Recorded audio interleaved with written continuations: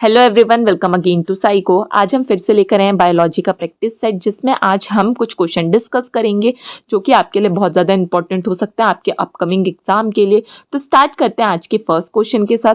According to Mendel law of segregation, what happens during gamete formation? कि जो Mendel का law of segregation है उसके अनुसार जो युग्मक का निर्माण होता है उसमें क्या होगा? तो ऑप्शन ए है इसमें two allele separate independently, option B है only dominating allele are passed on, option C है ट्रेड ब्लेंडिंग टुगेदर, और ऑप्शन डी है only recessive traits are inherited. तो सबसे पहले इस क्वेश्चन के आंसर जानने से पहले हम क्या बात करते हैं, मेंडल का लॉ ऑफ सेग्रीगेशन है क्या। तो अगर हम बात करें मेंडल के लॉ ऑफ सेग्रीगेशन की, तो इसमें क्या होगा, जो भी दो एलील होंगे तो वो क्या करेंगे, दोनों पेरेंट्स से एक एक जीन रिसीव करते हैं तभी हमारे जो एलील होंगे वो बनेंगे। ठीक है, यानी कि हम बोल सकते हैं कि जो दो एलील है वो क्या होंगे, सेपरेट, स्वतंत्र रूप से अलग अलग होते हैं, क्योंकि क्या होंगे, वो दोनों पेरेंट्स से रिसीव हुए हैं। जब क्या होगा, मियोसिस होता है तो उस टाइम पे गैमेट फॉर्मेशन होगा। मियोसिस के टाइम पे तो दोनों पेरेंट्स से क्या होंगे, दोनों पेरेंट्स की जो रिसेसिव एलील होते हैं वो रिसीव हो जाते हैं। तो अगर हम लॉ ऑफ सेग्रीगेशन की बात करें तो सिंपली हम क्या बोल सकते हैं कि जो दो एलील सेपरेट होते हैं तो यानी कि ईच गैमेट रिसीव होगा, ईच गैमेट से एक एलील रिसीव होता है। ठीक है, यानी कि जो दो एलील बने हैं वो कहां से आए हैं, एक एक पेरेंट से, यानी कि दो पेरेंट्स है, दोनों पेरेंट्स के एक एक जीन आ गए और इससे हमारा एलील बन गया। फॉर एग्जांपल के लिए जो मेंडल का लॉ ऑफ सेग्रीगेशन है उन्होंने क्या किया था, जो पी प्लांट है यानी कि मटर के पौधे पे अपना एक्सपेरिमेंट किया था। ठीक है, तो अगर बात करें इसमें हमारे पास क्या थी, पी जनरेशन थी, जिसमें हमारे पास येलो और ग्रीन मटर का पौधा था। अब येलो को हमने कैपिटल वाई से दिखाया और जो ग्रीन है उसको स्मॉल वाई से दिखाया। अब हमने क्या किया, इनमें से गैमेट को रिसीव किया, यानी कि वाई किसको बता रहा है, येलो को, और स्मॉल वाई किसको बता रहा है, ग्रीन को। तो हमारी F1 जनरेशन यहाँ पे कौन सी आ जाती है, कैपिटल वाई और स्मॉल वाई, और गैमेट क्या बनता है हमारा, वाई और कैपिटल वाई और स्मॉल वाई। अब अगर हम F2 जनरेशन निकालेंगे तो हम क्या करेंगे, इन्हीं के बीच में क्रॉसिंग ओवर करेंगे और उसके बाद हमारे को देखने को मिलेगा, यानी कि हमारे पास एक तो क्या हुआ, येलो प्लांट मिला, दूसरा भी हमारा येलो प्लांट है, लेकिन ये क्या है, एक तरह से बोल सकते हैं हमारा हाइब्रिड येलो प्लांट है। और अगर हम थर्ड वाले की भी बात करें, ये भी हाइब्रिड है, क्योंकि इसमें क्या है, डोमिनेटिंग जो एलील है वो कैपिटल वाई है। और अगर हम बात करें ग्रीन वाले की, तो ये सिर्फ एक ही प्लांट क्या होगा, ग्रीन कलर का होगा, यानी कि एक ग्रीन मटर का होगा, बाकी येलो होंगे। ठीक है, अब येलो में भी कौन सा, एक तो हमारा येलो होगा और बाकी दो क्या होंगे, हाइब्रिड येलो होंगे। यानी कि इसमें क्या होगा, दोनों एलील कहां से है, जो कैपिटल वाई है, एक फर्स्ट पेरेंट्स ये है, सेकंड पेरेंट ये है। ठीक है, तो दोनों से एक एक एलील आए हैं, यानी कि दोनों क्या है, अलग अलग पेरेंट से एलील बना है। तो लॉ ऑफ सेग्रीगेशन बोलता है कि जो भी दो एलील आएंगे वो दोनों अलग अलग पेरेंट से ही आते हैं। ठीक है, उनके जो जीनोटाइप होंगे उनके पेरेंट्स से आएंगे, यही क्या बोलता है मेंडल का लॉ ऑफ सेग्रीगेशन। तो इसके राइट आंसर की बात कर तो option A, two allele separate independently, क्योंकि उसने यही बोला कि जो दोनों एलील है वो अलग अलग पेरेंट्स आएंगे, यानी कि इंडिपेंडेंटली क्या होंगे, वो सेपरेट होंगे। तो ऑप्शन ए इसका राइट आंसर है। मूव करते हैं क्वेश्चन नंबर 2 की तरफ। क्वेश्चन नंबर 2 है, which of the following vitamin act as a coenzyme in transamination reaction, यानी कि जो ट्रांसएमिनेशन रिएक्शन होती है उनमें कौन सा vitamin as a coenzyme work करेगा। तो ऑप्शन ए है इसमें B1 यानी कि थायमीन, ऑप्शन बी है विटामिन B6 जिसको हम पायरोडॉक्सिन भी बोलते हैं, विटामिन ऑप्शन सी है विटामिन 12 जिसको हम कोबालामाइन भी बोलते हैं, और ऑप्शन डी है विटामिन के।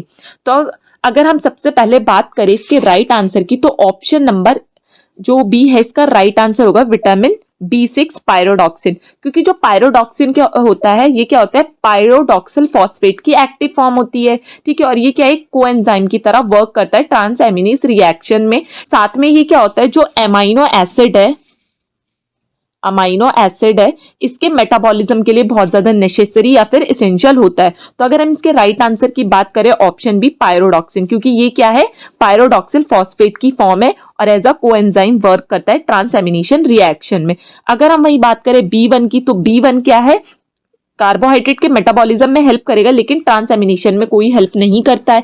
वहीं अगर हम B12 की बात करें तो B12 के आरबीसी के फॉर्मेशन में हेल्प करेगी, साथ में डीएनए के सिंथेसिस में हेल्प करती है। और विटामिन के की बात करें तो ये क्या है, ब्लड क्लॉटिंग, एक तरह से बोल सकते हैं हमारा जो ब्लड क्लॉटिंग विटामिन है, साथ में बोन के मेटाबॉलिज्म में भी हेल्प करेगा। तो इसका राइट आंसर है option number B, vitamin B6 यानी कि पायरोडॉक्सिन। मूव करते हैं क्वेश्चन नंबर 3 की तरफ। What is the term for organism that have identical allele for a trait? यानी कि हमें बताना है कि ऐसे ऑर्गेनिज्म को क्या बोलेंगे जिसमें आइडेंटिकल एलिल्स के ट्रेट या फिर कैरेक्टरिस्टिक्स होंगे, गुण होंगे, वो समान होते हैं। तो इसमें ऑप्शन ए है हेट्रोजाइगस, ऑप्शन बी है होमोजाइगस, ऑप्शन सी है हाइब्रिड और ऑप्शन डी है डोमिनेट। तो अगर हम इसके राइट आंसर की बात करें, ऑप्शन नंबर बी होमोजाइगस यानी कि समयुग्मजी, ठीक है, इसका राइट आंसर होगा। क्योंकि जो होमोजाइगस होते हैं उसमें क्या होता है, जो टू आइडेंटिकल एलिल होता है वो क्या करते हैं, स्पेसिफिक कैरेक्टरिस्टिक्स या फिर ट्रेट शो करते हैं। फॉर एग्जांपल के लिए हम अगर मटर के पौधे की बात कर रहे थे तो वहां पे क्या है, सिमिलर जो जीन्स थे या फिर एलिल रिसीव कर रहे थे, जैसे कि ए हो गया या फिर स्मॉल ए हो गया। तो ये क्या है, हमारे सारे होमोजाइगस यानी कि समान कैरेक्टरिस्टिक्स भी शो करेंगे ये। वहीं अगर हम बात करें हेट्रोजाइगस, हेट्रोजाइगस क्या होंगे, ऑर्गेनिज्म जो दो डिफरेंट एलिल रिसीव करेगा या फिर जिसमें दो अलग अलग डिफरेंट एलिल होंगे और उनकी कैरेक्टरिस्टिक्स भी क्या होगी, अलग अलग हो सकती है। जैसे कि कैपिटल ए और दूसरा क्या आएगा, स्मॉल ए, ठीक है। एक डोमिनेटिंग होगा और दूसरा क्या होगा, रिसेसिव होगा। और वहीं हाइब्रिड की बात करें तो जो हमारी F1 जनरेशन आती है, जब अभी हमने लॉ ऑफ सेग्रीगेशन पढ़ा था, F1 जनरेशन आती है, तो F1 जनरेशन में क्या होता है, यानी कि दोनों में से एक एक एलिल रिसीव हो जाता है, ठीक है। तो ये भी क्या है, अगर हम ए के लिए फॉर एग्जाम्पल के लिए ए के लिए बात करें कि लॉन्ग पौधे की बात कर रहे हैं और स्मॉल ए के लिए हम शॉर्ट पौधे की बात करें, तो इनका हाइब्रिडाइजेशन या फिर संकरण करवाया जाएगा, तो हमारे पास क्या आएगा, कैपिटल ए और स्मॉल ए आया, ठीक है। तो ये भी क्या होगा, होगा तो लॉन्ग, लेकिन कैसा लॉन्ग होगा, हाइब्रिड लॉन्ग होगा। क्योंकि इसमें क्या है, टिपिकली है तो ये हेट्रोजाइगस यानी कि अलग अलग पेरेंट्स से बने, लेकिन जो इसकी कैरेक्टरिस्टिक्स है वो क्या आ गई, डोमिनेटिंग वाली आ गई। नेक्स्ट अगर हम डोमिनेटिंग की बात करें तो डोमिनेट कौन सा होगा, क्योंकि यहाँ पे क्या क्या है, जैसे ये वाला ए वाला एलिल है, ठीक है, ये रिसीव हुआ। अब हो तो ये छोटा पौधा भी सकता था, लेकिन ये बड़ा ही पौधा हुआ क्योंकि ये वाला एलिल क्या था, डोमिनेटिंग था। डोमिनेटिंग एलिल क्या होगा, जो कैपिटल वाला ये पहला वाला एलिल होता है उसको हम डोमिनेटिंग एलिल बोल सकते हैं। हम डायग्राम में भी देख सकते, तो आप यहाँ पे देख सकते हो होमोलोगस और होमोजाइगस की बात की, यहाँ पे ह्यूमन की बात कर रहे हैं। तो यहाँ पे आप डायग्राम में देख सकते हो होमोजाइगस में क्या है, दोनों जो एलिल है सेम सेम है, और उसके बाद जब F2 जनरेशन आई तो वहां पे क्या है, हेट्रोजाइगस बना है, ठीक है। लेकिन कौन सा है, वो डोमिनेटिंग है। तो अगर हम इसके राइट आंसर, तो ऑप्शन नंबर बी इसका राइट आंसर होगा। मूव करते हैं क्वेश्चन नंबर 4 की तरफ। नेक्स्ट क्वेश्चन नंबर 4 है, which vitamin deficiency cause मेगाब्लास्टिक anaemia and neural tube defect. तो अगर हम बात करें सबसे पहले मेगाब्लास्टिक अनीमिया क्या होता है और न्यूरल ट्यूब डिफेक्ट क्या होता है, ठीक है। तो अगर हम बात करें मेगाब्लास्टिक अनीमिया, इसमें क्या होगा, जो आरबीसी है यानी कि रेड ब्लड सेल है, उनका साइज इंक्रीज हो जाएगा, यानी कि वो नॉर्मल साइज से बड़ी हो जाएगी, साथ में क्या होगा, इमेच्योर हो जाएगी, ठीक है, आरबीसी। तो उसी के कारण अगर क्या होता है, अनीमिया होता है उसी को, या ब्लड की कमी हो जाती है बॉडी में, किस वजह से, आरबीसी का साइज इंक्रीज होने से और दूसरा आरबीसी के इमेच्योर होने के कारण, उसको हम क्या बोल रहे हैं, मेगाब्लास्टिक अनीमिया। वहीं अगर हम बात करें न्यूरल ट्यूब डिफेक्ट की, तो न्यूरल ट्यूब डिफेक्ट क्या होता है, कि ऐसी कंडीशन बोल सकते हैं अगर क्या है, मदर प्रेगनेंसी टाइम पे या फिर जेस्टेशनल टाइम पे फॉलिक एसिड नहीं लेते, तो उसके कारण क्या होगा, न्यूरल ट्यूब में जो फीटल का ब्रेन होगा और स्पाइनल कॉर्ड होगा उसका डेवलपमेंट नहीं हो पाता है। तो न्यूरल ट्यूब डिफेक्ट का मतलब ही क्या होता है, कि जो फीटस है यानी कि जो मदर के वॉम में बेबी है उसका ब्रेन और स्पाइनल कॉर्ड का प्रॉपर डेवलपमेंट नहीं होना, उसी को हम बोल रहे हैं न्यूरल ट्यूब डिफेक्ट। वैसे अगर हम बात करें न्यूरल ट्यूब की फॉर्मेशन 3 से, यानी कि जब मदर प्रेग्नेंट होती है तो तीसरे से चौथे हफ्ते में न्यूरल ट्यूब का फॉर्मेशन और डेवलपमेंट हो जाता है। ऑप्शन की बात करें तो ऑप्शन है vitamin B1 thiamine, option B है विटामिन B9 यानी कि फॉलिक एसिड, ऑप्शन सी है विटामिन सी और ऑप्शन ई है विटामिन ई।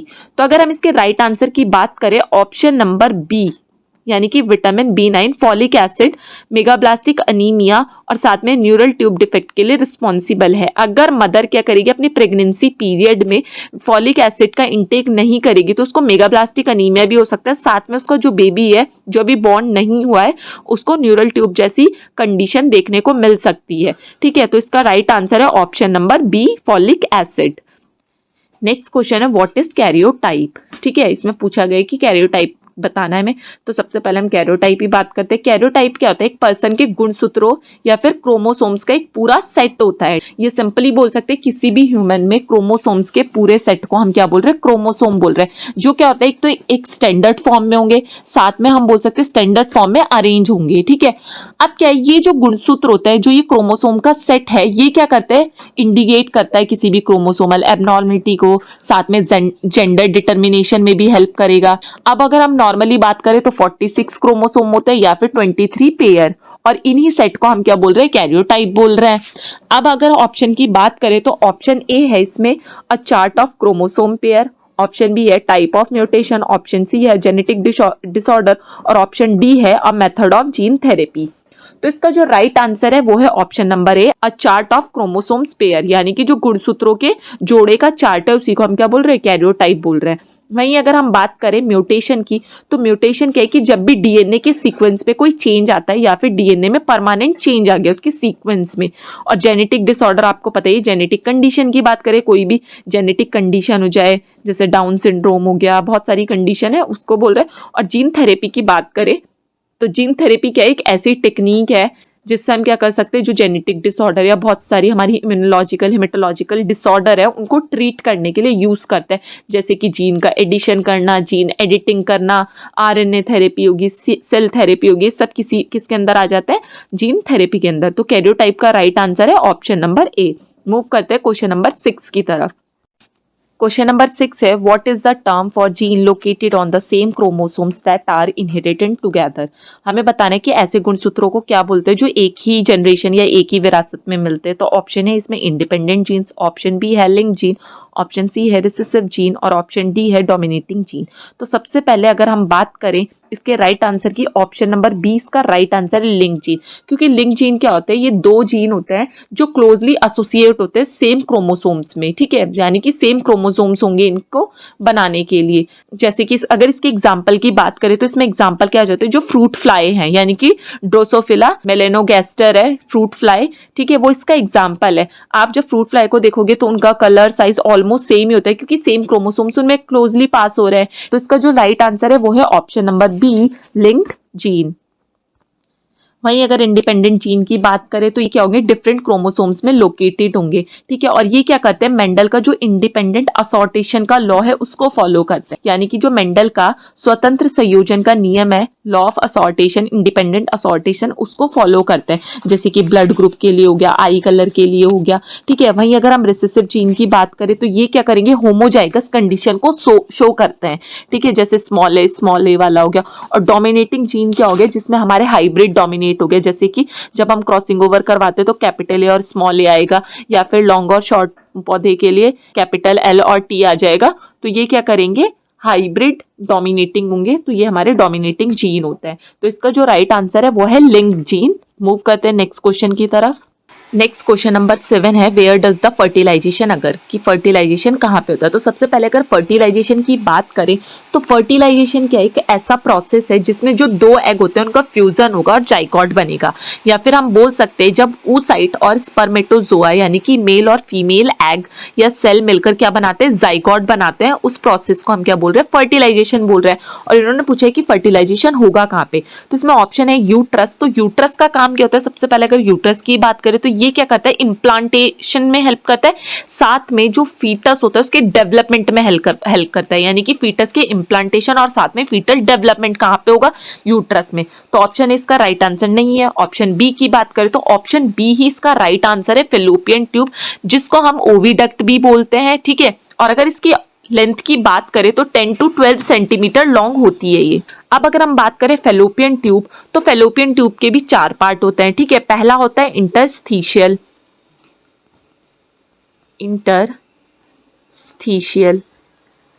ठीक है। सेकंड पार्ट होता है इस्थेमस, और थर्ड पार्ट होता है एम्पुला जहां पे फर्टिलाइजेशन होता है, और फोर्थ पार्ट होता है इसका इनफंडिबुलम।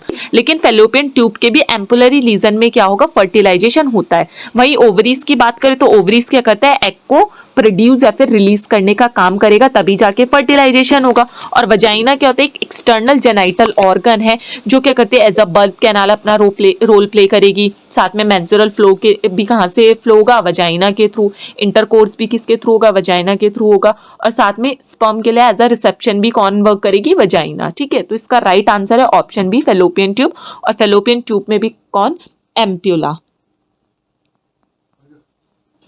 नेक्स्ट क्वेश्चन है question number 8, what is the normal heart rate in the resting adult, की नॉर्मल हार्ट रेट बतानी है हमें एक इंडिविजुअल में।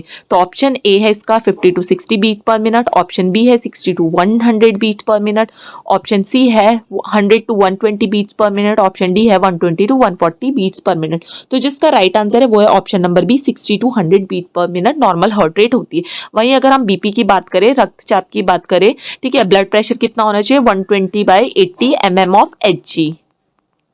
ठीक है, और अगर रेस्पिरेटरी रेट की बात करें तो रेस्पिरेटरी रेट कितनी होनी चाहिए, 12 to 20 बीट्स पर मिनट, और स्टैंडर्ड बात करें तो 16 बीट्स पर मिनट। ठीक है, तो ये नॉर्मल वाइटल थे। अब नेक्स्ट बात करते हैं क्वेश्चन नंबर 9 की।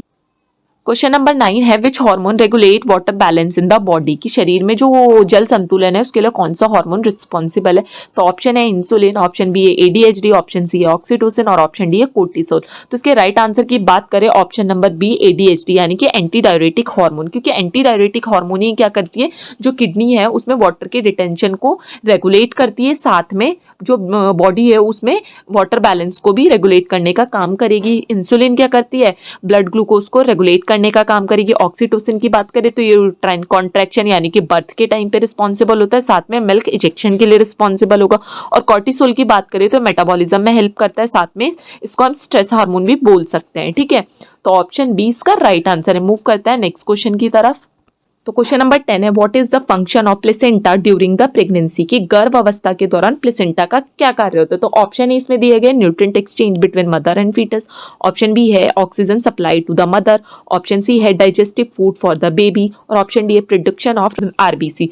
तो अगर हम सबसे पहले प्लेसेंटा की बात करें तो प्लेसेंटा का एक मेन ऑर्गन होता है मदर और फीटस के बीच में कनेक्शन को स्टैब्लिश करने के लिए। प्लेसेंटा के थ्रू ही क्या होगा, बेबी को जितना भी न्यूट्रिशन है, ऑक्सीजन है या सर्कुलेशन है वो रिसीव होगा, या फिर जितना भी वेस्ट वगैरह वो भी किसके थ्रू बेबी बाहर निकालेगा, प्लेसेंटा के थ्रू। ठीक है, तो अगर हम इसके राइट आंसर की बात करें ऑप्शन ए इसका राइट आंसर होगा, यानी कि nutrient exchange between mother and foetus, यानी कि मदर से बेबी क्या करेगा, प्लेसेंटा के थ्रू न्यूट्रिएंट को रिसीव करेगा और वेस्ट क्या करेगा, प्लेसेंटा के थ्रू प्लेसेंटा को वापस दे देगा। ठीक है, तो ऑप्शन ए इसका राइट आंसर है। अब अगर हम प्लेसेंटा की बात करें तो एक नॉर्मल टर्म जो प्रेग्नेंट वुमेन है उनमें प्लेसेंटा का वेट होना चाहिए 500 ग्राम। तो नॉर्मल अगर प्लेसेंटा के वेट की बात करें वो कितना होता है, 500 ग्राम। मूव करते हैं नेक्स्ट क्वेश्चन के। नेक्स्ट क्वेश्चन है question number 11, in a standard 28 cycle around which day ovulation typically occur. 28 days की साइकिल होती है, तो जो अंडोत्सर्जन होगा या फिर ओव्यूलेशन होगा वो किस दिन होगा। तो इसमें ऑप्शन है डे 7, ऑप्शन बी है डेज 14, ऑप्शन सी है 21 डेज, ऑप्शन डी है 28 डे पे। तो अगर हम सबसे पहले बात करें जब मेंस्ट्रुअल साइकिल होती है तो मेंस्ट्रुअल साइकिल की मेनली 3 फेज होती है। अब 3 फेज की बात करें तो फर्स्ट फेज होती है ब्लीडिंग फेज या फिर मेंस्ट्रुअल फेज। ठीक है, फर्स्ट फेज को हमने क्या बोला, ब्लीडिंग फेज या फिर मेंस्ट्रुअल फेज, जो कितने दिन की होगी, 1 to 5 डेज, यानी कि इसमें तो ब्लीडिंग होती है, तो इन दिनों में तो फर्टिलाइजेशन होगा नहीं। उसके बाद नेक्स्ट स्टेज आ जाती है पॉलीफेरेटिव स्टेज, जिसको हम फॉलिकुलर स्टेज भी बोलते हैं। ठीक है, और ये होगी 6 to 14 डेज। अब फॉलिकुलर फेज है तो इसमें भी क्या होगा, फॉलिकल रिलीज हो रहे हैं, तो इस टाइम पे भी जो ओव्यूलेशन है वो नहीं होगा। अब नेक्स्ट आती है लास्ट फेज जिसको हम बोलते हैं सिक्रीटरी फेज। अब सिक्रीटरी फेज क्या होती है, ओव्यूलेटरी फेज, जिसको हम ओव्यूलेटरी फेज भी बोल रहे हैं, और इसका जो ओव्यूलेटरी फेज का डे होता है वो होता है डे 14। ठीक है, 14 डे ओव्यूलेटरी फेज का होगा या फिर सिक्रीटरी फेज होगा, इस टाइम पे क्या होगा, ओव्यूलेशन होगा। तो अगर हम इसके राइट आंसर की बात करें वो क्या है, डे 14, यानी कि 14 डे पे क्या होगा, ओव्यूलेशन होता है। ठीक है, नेक्स्ट बात करते हैं क्वेश्चन नंबर 12 की, जो कि लास्ट क्वेश्चन है आज की सीरीज का। लास्ट क्वेश्चन है which condition is defined as the absence of menstruation for more than 3 consecutive month, यानी कि अगर 3 मंथ तक लगातार बोल सकते हैं कि menstruation या पीरियड्स नहीं हो रहे तो उसको हम क्या टर्म देंगे। तो इसमें ऑप्शन है डिस्मेनोरिया, ऑप्शन बी है मेनोरेजिया, ऑप्शन सी है एमेनोरिया, और ऑप्शन डी है ओलिगोमेनोरिया। तो मेंस्ट्रुअल साइकिल इसमें पूछा है कि एब्सेंट हो जाए तो हम उसको क्या बोल रहे हैं। तो अगर इसके राइट आंसर की बात करें ऑप्शन नंबर सी यानी कि एमनोरिया, क्योंकि एमनोरिया का मतलब ही क्या होता है एब्सेंस, यानी कि मासिक धर्म का नाउन है या फिर एब्सेंस ऑफ मेंस्ट्रुएशन। वहीं अगर हम बात करें डिस्मेनोरिया, डिस्मेनोरिया का मतलब होता है जब मेंस्ट्रुएशन के टाइम पे पेन प्रेजेंट होगा, ठीक है, पेन ड्यूरिंग मेंस्ट्रुएशन। वहीं अगर हम बात करें मिनोरेजिया, मिनोरेजिया को हम हाइपर मिनोरेजिया भी बोल सकते हैं। अब हाइपर मतलब यानी कि जो ब्लीडिंग है, यानी कि जो मेंस्ट्रुएशन हो रहा है वो एक्सेसिव हो रहा है। अगर हम नॉर्मल मेंस्ट्रुएशन ब्लड की बात करें तो एक पीरियड के टाइम पे जो नॉर्मल ब्लड फ्लो है या फिर जो ब्लड निकलेगा वो कितना होना चाहिए, 35 से 50 ml, या फिर हम बोल सकते हैं अप्रॉक्स 80 ml होना चाहिए। लेकिन मेनोरेजिया में क्या होगा या फिर हाइपर मेनोरेजिया में क्या होगा, जो ब्लड फ्लो है वो कितने से ज्यादा हो जाएगा, 85 ml से। और हमें पता है कि जो नॉर्मल मेंस्ट्रुएशन होती है वो कितने डेज की होती है, हमारी 5 to 7 डेज की होती है। तो इसमें क्या है, डेज भी इंक्रीज हो जाएंगी, यानी कि जब मेंस्ट्रुएशन का ब्लड फ्लो 85 ml से ज्यादा होगा, साथ में 8 दिन से ज्यादा हो गए मेंस्ट्रुएशन, उसको हम क्या बोल रहे हैं, मेनोरेजिया या फिर हाइपर मेनोरिया। लास्ट इसमें पूछा गया ओलिगोमेनोरिया, ऑप्शन में दिया गया ओलिगोमेनोरिया। और अगर हम ओलिगोमेनोरिया की बात करें, अब ओलिगोमेनोरिया में क्या होगा, जो साइकिल है उसकी डेज इंक्रीज हो जाएंगी, यानी कि नॉर्मल साइकिल होती है 28 डेज की, ठीक है, यानी कि 28 डेज में साइकिल रिपीट होती है। लेकिन इसमें क्या होगा, जो वो साइकिल है वो इंक्रीज होगी, यानी कि अब साइकिल की डेज कितने हो गए, यानी कि 35 डेज से ज्यादा। अगर साइकिल क्या है 35 डेज के बाद आ रही है आपकी, में भी हो सकता है 40 डेज में आ जाए, 39 डेज में आ जाए, लेकिन 35 डेज के बाद आ रही है, उसको हम क्या बोल रहे हैं, ओलिगोमेनोरिया, ठीक है। तो अगर हम इसके राइट आंसर की बात करें कि एब्सेंस ऑफ मेंस्ट्रुएशन क्या है, वो है मिनोरेजिया, 3 मंथ से ज्यादा। और एक लास्ट और बात करते हैं मिनोपोज की। तो मिनोपोज का मतलब क्या होता है, परमानेंट, ठीक है, यानी कि परमानेंट स्टॉप हो जाए मेंस्ट्रुएशन साइकिल, उसको हम बोल रहे हैं मिनोपोज। लेकिन यहाँ पे एब्सेंस पूछा गया कि 3 महीने से बंद है, ठीक है, तो उसको हम क्या बोलेंगे, मिनोरेजिया। क्योंकि जो मिनोपोज है, अगर 1 साल से ज्यादा के लिए साइकिल स्टॉप हो जाए, उसको तब हम बोल सकते हैं परमानेंट सिजेशन या फिर मिनोपोज, ठीक है। तो इसका राइट आंसर क्या है, मिनोरेजिया, ऑप्शन नंबर 12। तो आज की क्लास में इतना ही। Thank you everyone, have a nice day.